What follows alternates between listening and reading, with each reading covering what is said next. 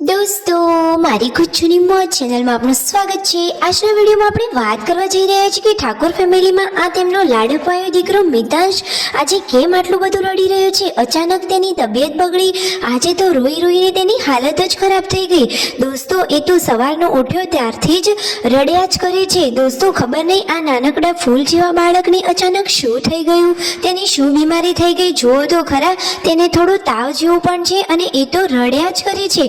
દોસ્તો, તેને હોસ્પિટલે લઈ ગયા, ડોક્ટરે તેને શું કહ્યું બધું જ જાણવા મળશે તમને મારા આ વિડીયોમાં। મારી ચેનલ ઉપર નવા હોય તો ચેનલને ફટાફટ લાઈક શેર અને સબસ્ક્રાઇબ કરી દો। Full video in Thakor family blog channel, દોસ્તો ફૂલ વિડીયોની લિંક ડિસ્ક્રિપ્શનમાં મૂકેલી જ છે, ત્યાં જઈને તમે આખો વિડીયો વોચ કરી શકો છો। આવી ટૂંકી ટચુકડી લાઈવ લેટેસ્ટ એન્ડ ટ્રેન્ડિંગ માહિતી મેળવવા માટે મારી ચેનલને ફટાફટ સબસ્ક્રાઇબ કરી દો। દોસ્તો, તમે જુઓ તો ખરા, આ મિતાંશ તો આજે કેવું રડી રહ્યો છે। તેની તો આજે હાલત જ ખરાબ છે, એનો તો આખો ચહેરો જ બદલાઈ ગયો છે। અને જુઓ, માતાને બાળક બીમાર હોય તો દુઃખ તો થાય જ નહીં। તો જુઓ, પાર્વતી ભાભી પણ એકદમ ચિંતામાં છે અને પૂનમ ભાભી અને પાર્વતી ભાભી તેમને દવાખાને લઈ જવાનું પ્લાનિંગ કરી રહ્યા છે। તો દોસ્તો, રણજીતભાઈ આજે થાર ગાડી લઈને તેમને હોસ્પિટલે તો લઈ જાય છે। ડોક્ટરે તેમને શું કહ્યું તમે વિડીયોને અંત સુધી જોજો, તમને બધી જ ખબર પડી રહેશે। જુઓ દોસ્તો, પૂનમ ભાભી, પાર્વતી ભાભી અને તેમના સાસુમાં મિતાંશને રમાડી અને તેને ચૂપ કરાવવાની કોશિશ કરી રહ્યા છે, પરંતુ આ તો નાનકડું ફૂલ, જુઓ તો ખરા બિચારાને શું તકલીફ થતી હોય એ કઈ રીતે બોલી શકે।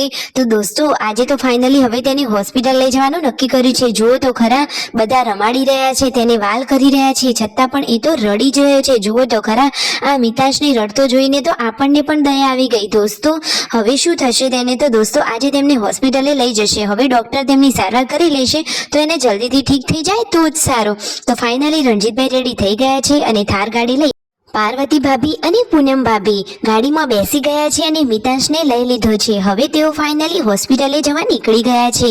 જુઓ તો ખરા, મિતાંશને તો તે કેટલી કેર કરે છે।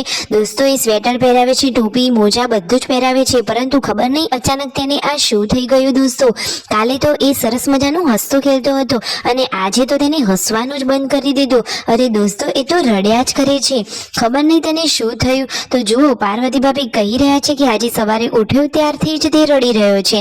તો ફાઇનલી હવે તેઓ હોસ્પિટલ આગળ પહોંચી ગયા છે અને જુઓ, આ રહ્યો મિતાંશ। તો દોસ્તો, બધા તેને રમાડવાની કોશિશ કરે છે, છતાં તે રમતો જ નથી। રણજીતભાઈને થોડું કામ હતું, તે બહાર ગયા અને આવડા નાના બાળકને પહેલી વાર ઇન્જેક્શન આપવાનું છે, એટલે કે તેનું લોહી લેવાનું છે અને લોહી લઈ તેનું ચેકઅપ થશે। દોસ્તો, મિતાંશને તો પહેલી વાર આ રીતે લોહી લીધું તો પૂનમ ભાભી પણ ડરી ગયા અને પાર્વતી ભાભી પણ ચિંતામાં છે। તો દોસ્તો, હવે રિપોર્ટ આવે એ ઉપરથી ખબર પડે। તો તેના કાઉન્ટ થોડા વધઘટ થતા હતા અને દોસ્તો, તાવ શરદી જેવું હતું, ડોક્ટરે કહ્યું આજે દવા આપી છે, ના માટે તો કાલે બોટલ ચડાવવી પડશે।